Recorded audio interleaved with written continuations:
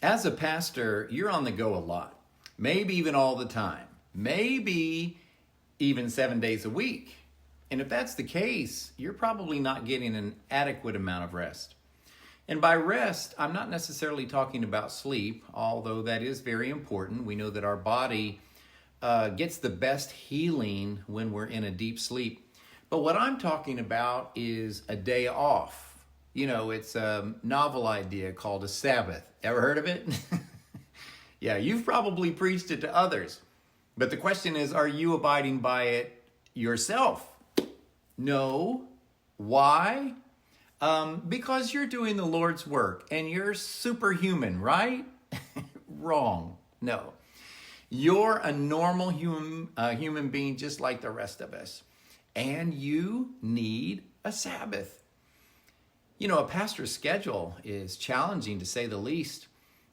Sunday is certainly not your day off, not your Sabbath.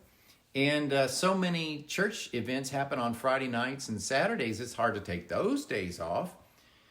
I know some pastors try to take Monday off as their Sabbath, and that often gets messed up by phone calls about what happened yesterday at church.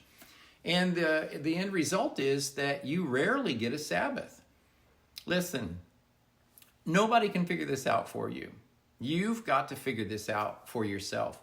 But if you don't start taking a regular weekly Sabbath, you are going to burn out. You're unintentionally overburdening your mind and your body, and that's just not healthy. You know, our Father God not only modeled this as an example for us, He commanded us to take a Sabbath every 7 days.